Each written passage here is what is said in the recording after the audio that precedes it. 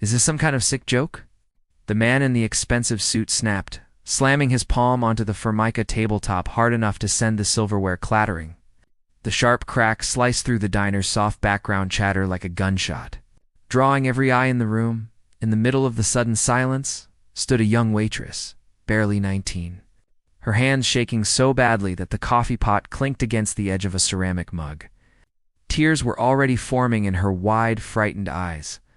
Paul Underwoody, 4 years old, dressed in a faded shirt worn thin by the years, didn't react right away.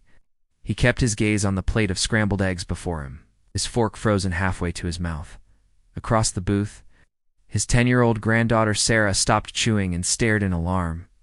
Her eyes flicked between the shouting man and her grandfather's lined, weather-beaten face. "You spilled a drop on my cuff, you useless little girl," the man snarled, rising to loom over the waitress. His navy blue suit was perfectly tailored, more country club than gym. He jabbed a manicured finger inches from her nose. "Do you have any idea what this suit costs? More than you make in 6 months. I should have your manager fire you right now." I'm so sorry, sir," the waitress stuttered, hands shaking as she tried to dab the table with a rag. He slapped her hand away. "Don't touch me," he hissed. "Just get out of my face. I want the manager." Now, the diner fell into a thick, suffocating silence, the kind where everyone watches but pretends not to. People shifted in their seats, careful not to draw attention from a man who wielded his temper like a weapon.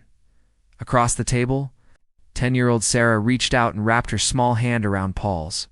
His knuckles were swollen, veined, marked by time. She squeezed. "Grandad," she whispered, trembling. "Please, help her." Paul set his fork down. He finished his bite of eggs slowly, swallowed, and took a sip of his black coffee. Then he looked at Sarah. Her eyes begged him to her. He was the man who snored in his recliner and grew champion tomatoes, but she also knew one thing. He couldn't stand bullies. Paul wiped his mouth with a napkin and eased himself out of the booth. His joints protested old injuries and age working against him. He didn't stride. He shuffled, stooped, looking every bit the fragile octogenarian he appeared to be. He approached the man. The waitress was openly crying now. "Excuse me, son?" Paul said quietly. His voice was gravelly, low, steady. The man spun, face red with fury. His eyes swept over Paul's faded shirt, worn work pants, no cane. His lip curled. "Who are you?" "The ghost of Christmas past." He mocked. "Mind your own business, old man," she apologized, Paul said in the same steady tone. "It was an accident."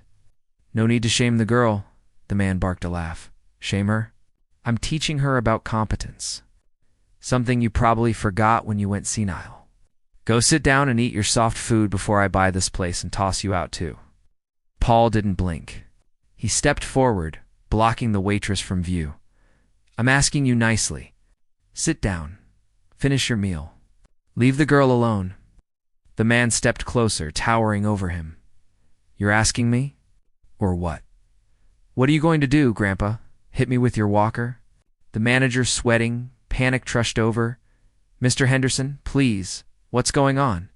"What's going on?" Henderson spat, pointing at Paul. "Is that this geriatric drifter is harassing me while I discipline your incompetent staff? I want him removed, and I want her fired. Or I'm calling the police and my lawyer." The manager looked between them, choosing profit over principle, "Sir," he said to Paul, wringing his hands. "Please just return to your seat. I can't have a disturbance." "There already was a disturbance," Paul replied calmly. "I'm trying to stop it." "I'm calling the cops," Henderson snapped, pulling out a sleek phone. He smirked as he dialed. "You're done, old man. Let's see you explain trespassing to the police." Paul didn't flinch. His left hand slipped into his pocket, fingers brushing the smooth cold coin he'd carried for 50 years. It centered him. A flash of memory flickered dense jungle canopy, the smell of wet earth, a young soldier pressing that same coin into Paul's palm. Get this back to her. "Paul, promise me." The promise weighed more than the metal ever had. When sirens pierced the air outside, Sarah gasped. 2 police cruisers arrived. Henderson smiled like a predator. The officers entered. One older, exhausted, one young and eager, Officer Miller. Thank God you're here, Henderson gushed, pointing at Paul. That man is confused, aggressive, threatened me. I don't feel safe. Miller approached. Sir, step outside. Now. Paul replied evenly, I'm eating breakfast with my granddaughter. I haven't done anything. Easy way or hard way, Miller warned. Move. Sarah ran to Paul, hugging his leg. He didn't do anything. That man was screaming at Jenny. Miss, sit down, Miller snapped. Sir, last warning. In a far corner booth, half hidden by a plant, a man in a gray hoodie finally looked up from his laptop. He studied Paul's stance, balanced, precise, controlled. Not the stance of an elderly man. He saw the coin. He saw the scar on Paul's neck. He quietly dialed a number not meant for civilians. Yeah, it's Chief Davis, he whispered. I'm at the Denny's. You're not going to believe this, but I think Viper is here. Yes, that Viper. Local PD has him. Need confirmation on Paul Underwood? He listened. Understood. Sending it now. He waited. Meanwhile, the officers grabbed Paul's arms. Don't touch me, Paul, said softly. Stop resisting. Miller barked, wrenching his arm. I'm not resisting. I'm asking you to listen. Crosstown, a red light blinked on a secure console. A naval aide answered, listened, turned white, and sprinted into a briefing room. Admiral Vance looked up from budget papers, frowning. This better be important, Lieutenant, sir. We have a confirmed code black gold sighting. It's Underwood. The room fell silent. Vance stood, paper sliding off his lap. Paul Underwood? He whispered. Yes, sir. Local police are arresting him in a diner. Vance didn't hesitate. Get the car. Get the detail. Call Charleston Base Command. If that man spends 1 second in a cell, I will have every stripe in that precinct removed. Move. Back at the diner, Henderson was filming smugly. See? This is what happens when you don't respect your betters. The cuffs clicked around Paul's wrists. Sarah sobbed as the older officer held her back. You're making a mistake, Paul murmured. Not for me, for yourselves. Quiet, Miller barked, pushing him outside. You have the right to remain silent. Use it. You were halfway to the squad car when a deep thrumming sound rolled through the parking lot. Not sirens. Helicopter rotors, and then the SUVs appeared black, government-tissued, swarming the lot and boxing in the police cars. What the hell? Miller whispered. The doors burst open. Operators in fatigues poured out, silent, efficient, lethal in posture alone. Then a black sedan slid in. The door opened. Admiral Vance stepped out in full dress whites, medals gleaming. He adjusted his cover and strode toward the stunned officers. Officer, Miller's jaw dropped. Asterisk, he stared from the black SUVs to the Admiral, his mind struggling to comprehend how things had escalated so suddenly. Henderson lowered his phone, the smug expression melting off his face.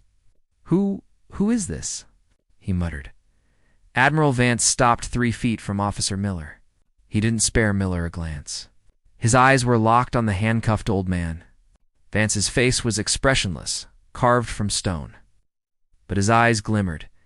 He snapped his heels together and delivered a salute so sharp it seemed to slice through the air. He held it firmly, one by one. The operators in fatigues. Men who had seen horrors most people only encounter in movies, stood at attention and saluted. Paul Underwood stood quietly, hands cuffed behind his back, his shirt wrinkled, and his posture weary. He let out a tired sigh, then straightened, despite the ache in his bones. At ease, he said softly, nodding. Vance lowered his salute.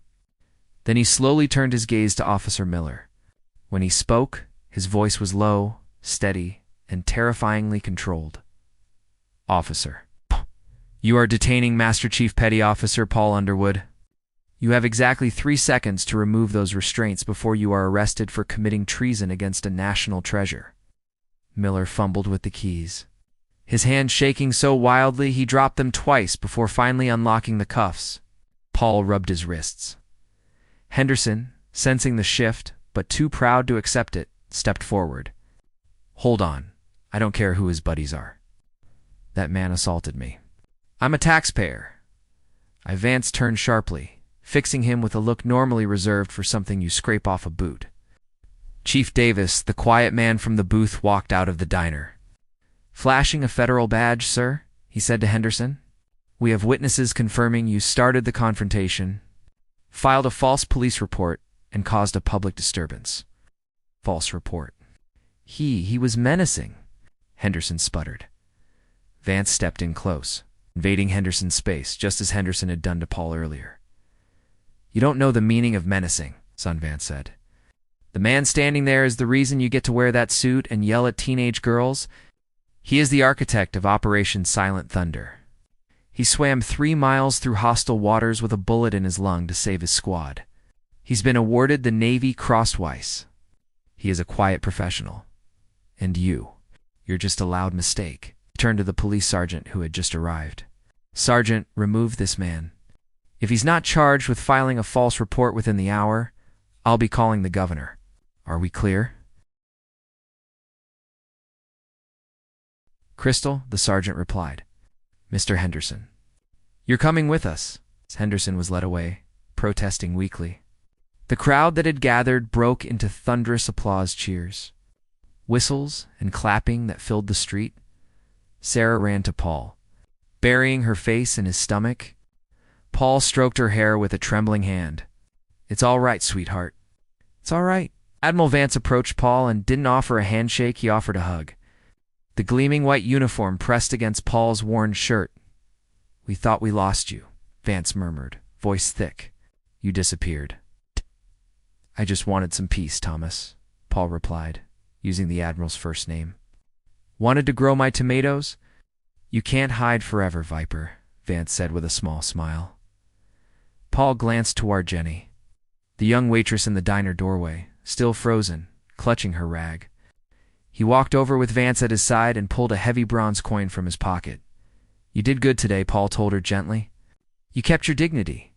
That's harder than fighting. He placed the coin in her hand. It bore a trident on one side and a Latin inscription on the other. Keep this, he said. Whenever you feel small or afraid, hold it. And remember, you've got friends in high places. Jenny stared at the coin, then at Paul. Thank you, she whispered. Thank you. Paul turned back to Vance. I appreciate the ride, Thomas, but my breakfast is getting cold. And my granddaughter's still hungry. Vance laughed. I'll pick up the tab. Inside the diner, the atmosphere had changed. Silence shifted into reverence. The manager personally wiped down their booth. Vance slid into the seat across from Paul and Sarah. Does she know? He asked. Know what? Sarah said, brows knit. Paul shook his head. She knows I'm her granddad. That's all she needs. Vance leaned toward her. Your grandfather is a legend, Sarah. He taught us that real strength isn't loud. It shows up when everyone else freezes. Sarah glanced at Paul, who was carefully buttering toast, avoiding eye contact. He's just my granddad, she said fiercely. Paul smiled softly. Best rank I ever had. Suddenly, Paul paused and looked at Vance. That Officer Miller. He's finished. Vance replied coldly. I'll have his badge. No, Paul said, his voice firm. Vance stared. He's young, arrogant, made a mistake. If you take his badge, he learns nothing but bitterness. Teach him, and maybe he becomes the man he's supposed to be. You're softer than you used to be, Vance muttered. Maybe. Or maybe I've learned you can't fix people by throwing them away. Vance nodded slowly. I'll speak to his captain. He keeps the badge, but he's scrubbing patrol cars for a year. By your orders. Paul nodded. The meal ended, and the commotion faded. The SUVs dispersed. Police cars left. Henderson sat in the back of one, small and defeated. Paul and Sarah walked outside. Can we get ice cream? Sarah asked, gripping his hand. It's only 10 a.m., Paul said. So, she grinned. He chuckled. Chocolate or vanilla? As they approached Paul's battered pickup, Officer Miller stood by his squad car, shoulders drawn in. He straightened when he saw Paul approaching. Paul stopped in front of him. Protect them, son, he said quietly. That's the job. Not the Lotha people. Miller swallowed hard. Yes, sir. I'm sorry, sir. Be better tomorrow, Paul replied. He helped Sarah into the truck. As he drove away, Jenny could be seen holding the coin up to the window. Paul smiled and shifted gears. Vance was right about one thing: Paul's past was heavy. But Paul understood the truth. The fight for decency happens quietly, every day. In diners and parking lots and moments where someone chooses to stand up, and today, the good guys won. In the weeks that followed, the diner incident spread, but not the way Henderson imagined. Another patron leaked the footage of the Admiral's salute. It didn't go viral for drama. It went viral for silence, the silent, unwavering respect. The police department issued a formal apology and implemented new training on de-escalation and veteran interaction built with Chief Davis's guidance. Miller was assigned to desk duty for 6 months and requested to attend every training session. He taped a printout of the Admiral's salute in his locker knot as a trophy. But a reminder, Henderson's lawsuit was thrown out. His reputation collapsed. He moved to Towns over a month later. But the biggest change happened at the diner. Jenny framed the coin Paul gave her, placing it behind the register. It became a symbol for the staff, a reminder that dignity isn't something anyone can take away. Paul became a Tuesday regular again.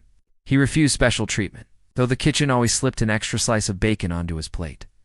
Months later, a young Navy sailor walked into the diner, hat nervously clutched in his hands. He spotted Paul and approached. "Mr. Underwood?" he asked.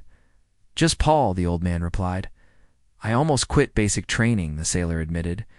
"But then, I saw that video of you standing there, and I thought, if he can do that, then I can do this." Paul gestured to the chair. "Sit, son." They talked for an hour, not about glory, but about dry socks, staying close to your buddy, and riding home. When the sailor left, he walked taller. Sarah watched him leave. "You're doing it again," she said, munching on fries. "Doing what?" Paul asked, being a hero. Paul wiped his mouth. "I'm just eating lunch, kiddo." But he wasn't. He was holding the line quietly, steadily, just as he always had. Paul Underwood, the unassuming hero. And for that town, he was enough.